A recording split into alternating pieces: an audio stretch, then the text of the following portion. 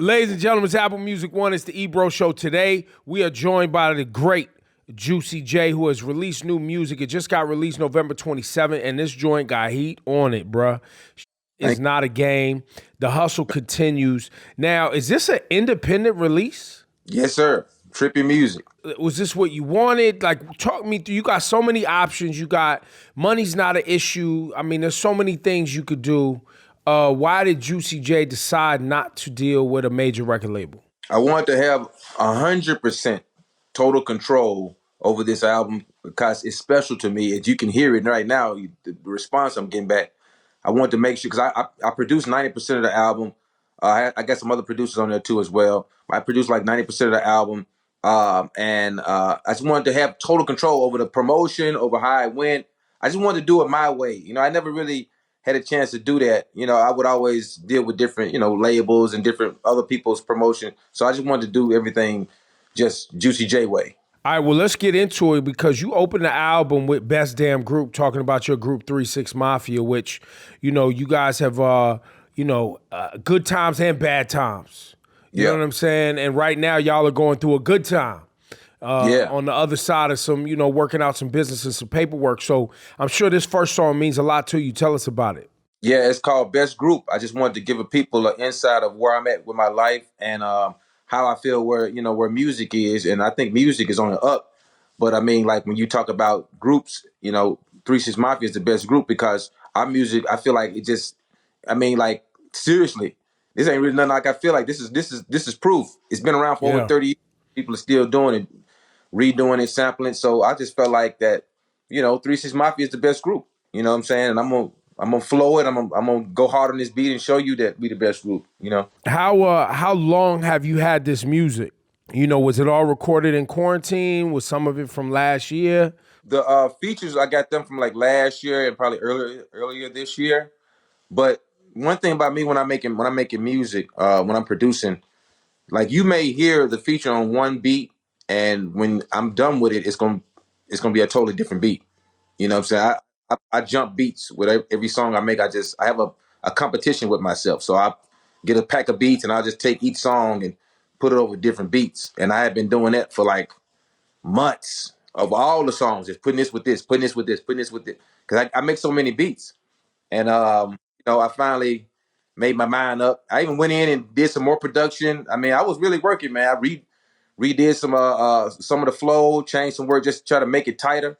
Like I really put a 1,000,000,000,000% in this album, As much as I could find, right? So that's that Project Pat Chickenhead. Now, did Cardi B reach out to you or her producers reach out to you? And did you know that this was, something that she like? What's the process when somebody wanted Juicy J, or did it just go through the business endeavors and you cleared it and it was on the album? Yeah. They just send me an email and they just be like, "Do you want to clear it?"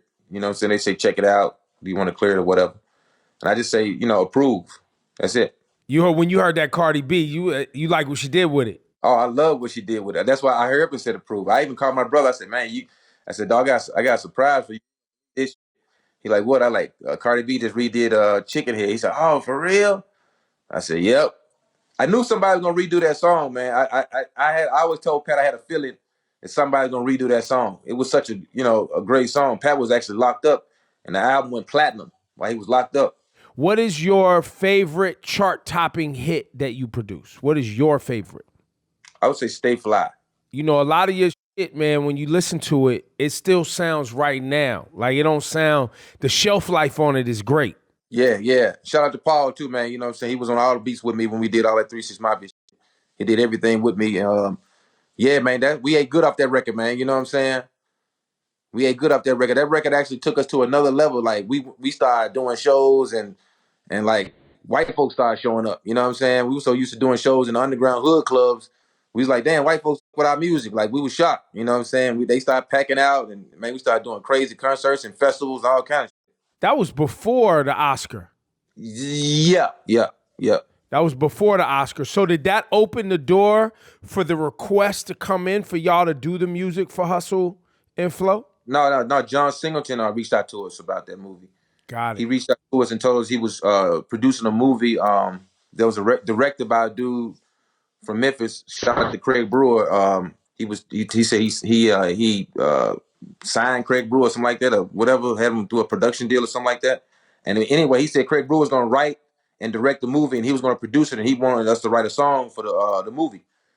And he gave us the script, and he told us like a little couple of little bits and pieces about the movie. He was like, "Yeah, it's a pimp trying to, going through a hard time, trying to be a rapper."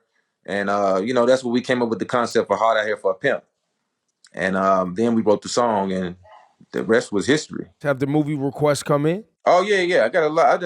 After that, we produced some stuff for Sylvester Stallone. Mm-hmm. A lot of stuff for movies, man. You know what I'm saying? I'm still at it, My next thing is, as far as like continuing my hustle, I want to score some movies. I want to score a whole movie. I feel like I know I can do it. I ain't gonna say feel. I know I can do it. You know what I'm saying? Score a whole Mm-hmm. movie. I want a big movie. Give me a Scorsese or a small movie. I ain't tripping. Like, I work my way up, but like, challenge me. I do a Disney movie.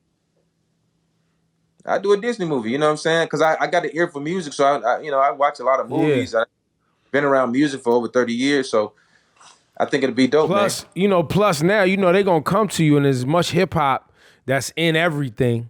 They gonna want Yeah, that low end. They gonna want them drums to be right. You know what I mean? They gonna want that. You know what I'm saying? They gonna want those. I know a lot of people thinking like Juicy J Disney. Nah, bro.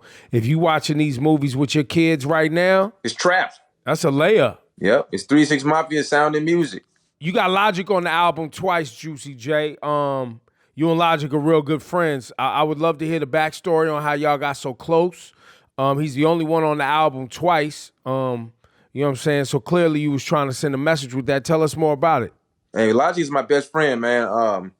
We met through our management, and we did a song together. We just was just the vibes was cool. It was cool, man. We just started hanging out. I would come by the studio, come by the crib, bring my wife over to his crib, go out to eat, have some drinks, play some board games.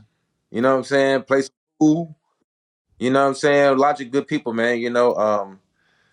And so the way we did these songs, I went by his crib. He had this big studio in his crib, and I recorded this. I recorded Shorty Bad, and then I recorded the other record, 1995. It was actually for his album.